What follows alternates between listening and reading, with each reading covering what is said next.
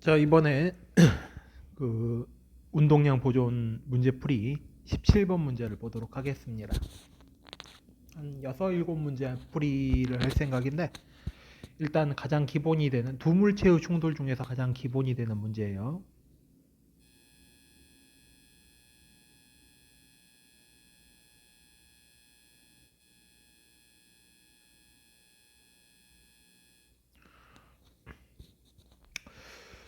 지금 A가 똑같은 속도로 움직이다가 서로 다른 물체하고 충돌을 했어요. P하고 Q하고. 이런 경우에 물체의 질량이라던가 또는 그 물질의 그 단단함 정도라던가 이런 것 때문에 충돌 전후로 속도가 다를 수 있어요. 다만 언제나 성립하는 건 충돌 전 운동량의 합과 충돌 후 운동량의 합이 같아야 된다. 이건 언제나 같은데 아래에다 정리를 한번 할게요.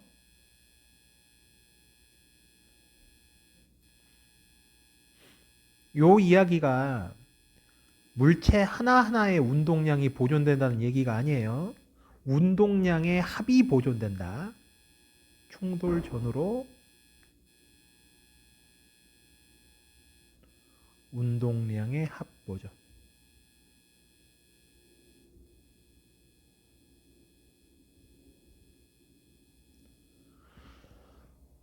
근데 지금 문제에서 이제 뭐 어떤 걸 줬냐면 두 물체에서 A가 받은 충격량이 서로 같다고 돼 있어요. 충격량은 항상 충돌할 때 서로 간에 똑같은 크기로 방향은 반대로 작용을 합니다. 서로 간에 받는 힘의 평균값이 늘 똑같고 힘을 주는 시간이라고 하는 게 충돌 시간이기 때문에 그 두 개의 곱인 충격량은 언제나 같아야 돼요. 따라서 이 이야기는 P가 받은 충격량과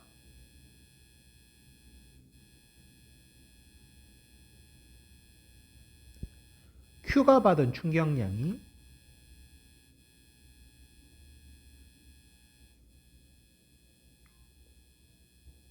같다는 걸 말하는 거죠. 근데 두 물체가 정지해 있었기 때문에 두 물체의 운동량 변화량이 똑같으면 처음에 정지에서 운동량이 0이었기 때문에 나중 운동량이 같아야 돼요. 나중 운동량이 같은데 나중 속도가 다르죠. 이건 질량이 다르다는 걸 의미해요. 그래서 P의 질량, Q의 질량 몇 대 몇이어야 하냐면 2대 3이어야 하죠. 그래야 이렇게 서로 곱해가지고 똑같은 운동량의 B가 나온다. 얘 때문에 기억이 틀린 거죠. 그러니까 쉽게 말하면 질량이 큰 Q가 질량이 작은 P에 비해서 속도가 덜 변한 거예요. 속도가 덜 변했으니까 3분의 V가 되겠죠. 그리고 니은은 맨 처음에 말했어요. 여기 저 충격량이 운동량 변화량이니까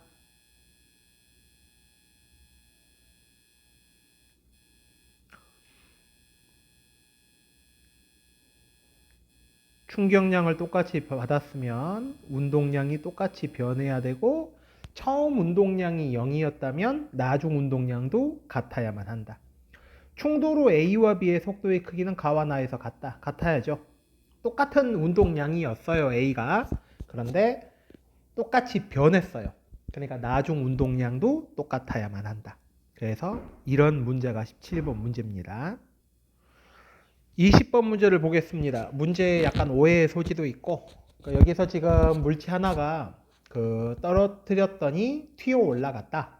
튀어 올라갔는데 원래의 높이까지 튀어 올라가지 못했다. 뭘 보고 알 수 있느냐? 속도 그래프 면적이 변이죠.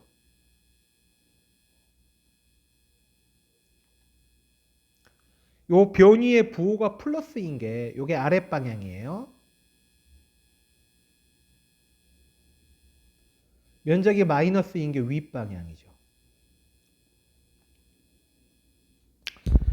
근데 그 면적이 다르다라는 거고 지금 면적이 2배라고 했으니까 우리가 바로 여기서 튀어 올라간 높이는 원래 떨어뜨린 높이의 절반이다 라는 걸 알 수가 있죠. 그게 기억입니다. 이걸 보고 알아낸 거예요. 이거. 그 다음 V1의 크기는 V2의 크기의 2배이다. 안 되죠. 이거 등가속도 직선 운동이라서 지금 V가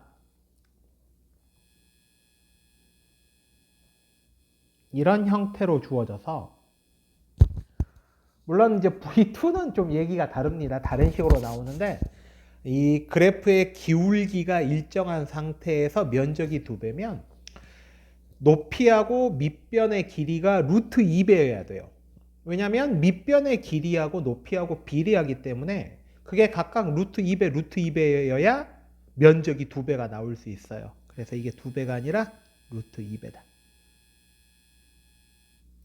디귿 수평면과의 충돌에서 물체가 받은 충격량의 크기는 얼마냐? 루트 2배를 구했죠? 그러니까 원래 있던 이 운동량이 없어져요. 이게 처음 운동량이에요. 나중 운동량은 속도가 루트 2분의 1이 되고 방향이 반대가 돼요.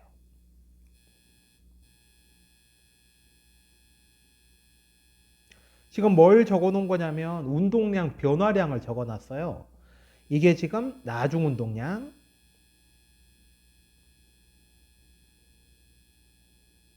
이게 처음 운동량입니다.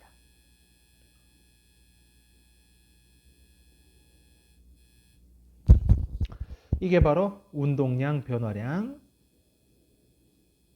이놈의 절대값을 취해주게 되면 그것이 크기가 되죠.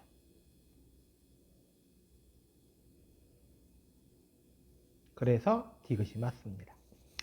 기억 디귿 맞고 니은 틀렸으니까 정답은 3번을 골라줘야 되겠죠. 21, 22, 23이 그 연달아서 두 물체 이상의 충돌인데 지금 보니까 22하고 23은 두 물체고 21번은 세 물체예요. 21번을 한번 풀어보도록 하겠습니다. A하고 C는 정지에 있어요. 이런 조건 잘 읽어야 돼요. 요놈 정지. 그 다음에 B만 속도 V로 운동을 하다가 충돌을 했다. 어디서 충돌했냐? T1에서 충돌했죠. 무엇과 충돌하겠느냐? C와 충돌해야 되죠. 그러니까 여기서 이제 A와 충돌을 하면 이제 그렇게 생각을 하면 A와 충돌을 먼저 한다 이렇게 생각이 들면 일단 세상 살기 힘듭니다. 일단 B와 충돌을 해가지고 B가 충돌 전에 2P, A하고 C는 0이었죠? 그리고 B가 마이너스 P가 돼요. 왼쪽으로 돌아간다는 얘기예요. 그럼 C의 운동량이 얼마여야 하느냐? 3P여야 돼요. 그래야 두 개를 더해가지고 원래 처음 값과 동일하게 나오죠. 그리고 시간 T2가 됐을 때 한 번 더 충돌을 합니다. 그러니까 여기가 지금 C와 충돌하는 거고 여기가 A와 충돌을 해요.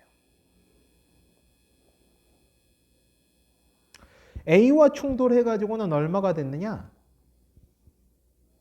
잠깐만 이게 색의 일관성이 없네요.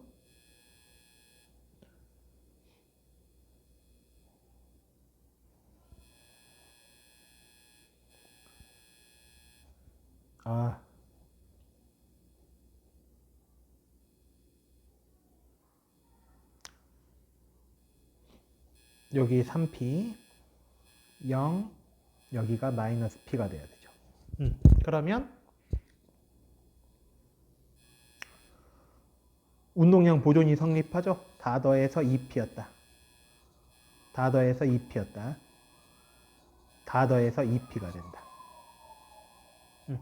이런 식으로 이렇게 충돌이 여러 번 있는 경우에 각각의 충돌마다 전체 운동량, 각각의 운동량을 기록하면서 문제를 풀게 되면 어렵지 않게 문제를 풀 수 있어요. 기억은 맞고. 왜냐하면 한 번 충돌하고 더 이상 충돌하지 않죠. 그걸로 끝났죠.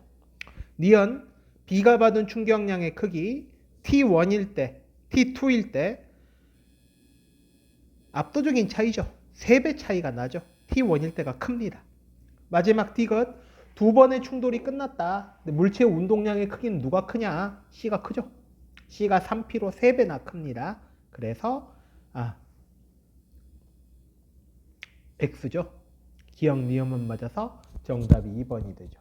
그래서 일단 운동량 보존, 이 운동량 파트 문제에서 기본적인 문제는 두 가지를 써요. 첫 번째, 운동량 보존 법칙 아니면 충돌하는 두 물체의 충격량이 언제나 같다. 물론 운동량이 질량 곱하기 속도다를 기억하는 것. 충격량이 힘 곱하기 평균값, 힘의 평균값 곱하기 시간이다. 이걸 기억하는 것, 기억을 한다면 그것들을 활용해서 간단하게 문제를 풀 수 있어요. 자, 나름 좀 어려운 28번 문제예요. 이제 28번 문제가 이제 충돌을 A하고 P하고 충돌을 해서 충돌 후에 이제 가능한 것, 불가능한 것, 그거 골라봐라. 뭐 이런 식으로 이제 문제가 만들어졌는데, 일단 여기서 2번, 4번, 3번, 5번은 질량이 동일하다. A하고 P하고 질량이 동일하다.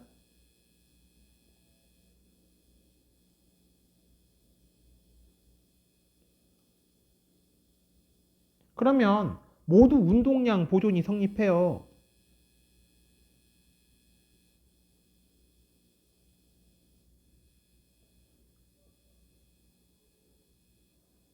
1번은 성립하지 않죠. 1번은 요거 두 개 운동량 더해주면 0.5가 돼요. 얘 1이라고 잡았을 때. 그러니까 뭐 얘를 P0라고 잡는다면 0.5 P0가 돼요. 그래서 1번의 경우에는 가능하지 않습니다. 자, 이번엔 31번 볼게요. 뭐 좀 어려워 보이죠?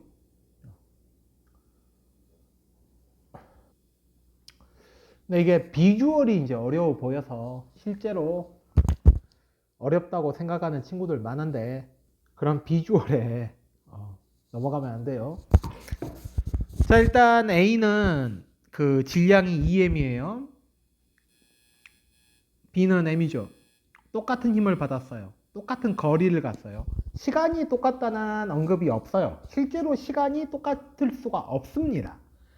근데 이제 이걸 그냥 똑같다 생각하는 경우도 있는데 그러면 안 되고, 거리가 똑같다, 시간은 같지 않다. 그럼 시간이 몇 배 차이가 나느냐를 구해 봐야 되는데, 소재를 운동량으로 소재를 하는 실제로는 등가속도 직선운동 문제가 됩니다. 이 문제가 이제 어려운 이유는 이 단원에서 배운 운동량만으로 문제를 해결하려고 하기 때문에 문제가 어렵게 느껴지는 것이고, 얘가 사실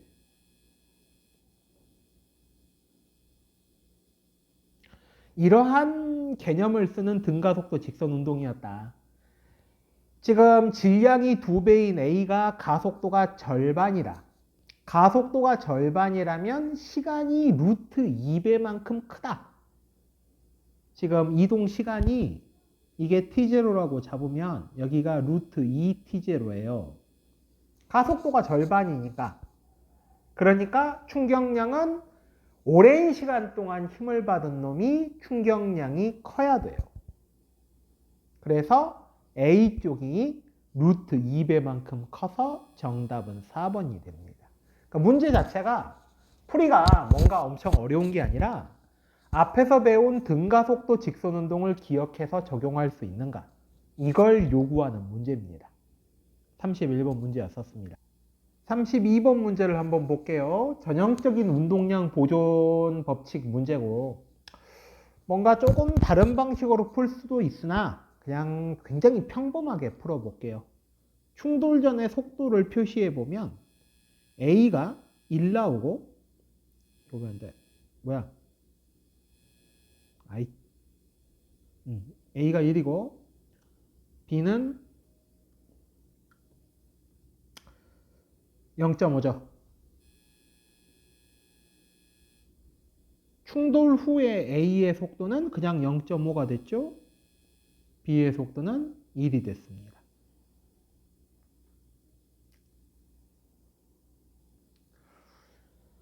요건 상대 속도를 물어봤어요. A가 볼 때 B가 얼마로 보이느냐? 1.5로 보이겠죠. 서로 반대 방향으로 하나는 1로 하나는 0.5로 그렇게 운동 중이었으니까 상대 속도는 1.5가 될 겁니다.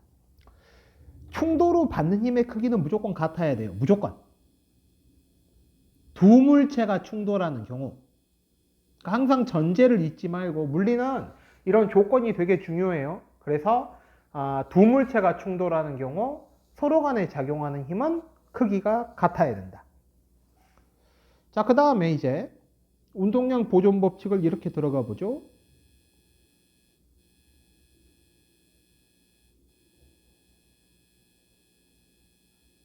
이게 충돌 전 운동량의 합이에요. 충돌 후 운동량의 합은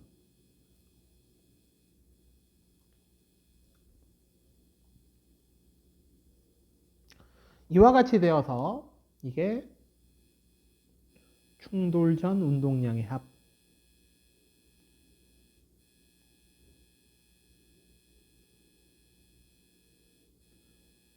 이쪽이 충돌 후 운동량의 합.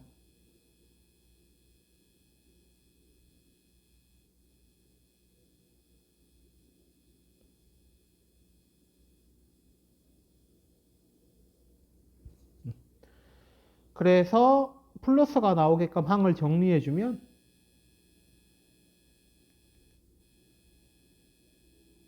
이렇게 나와서 A의 질량이 B의 질량의 3배라는 걸 구해낼 수 있죠.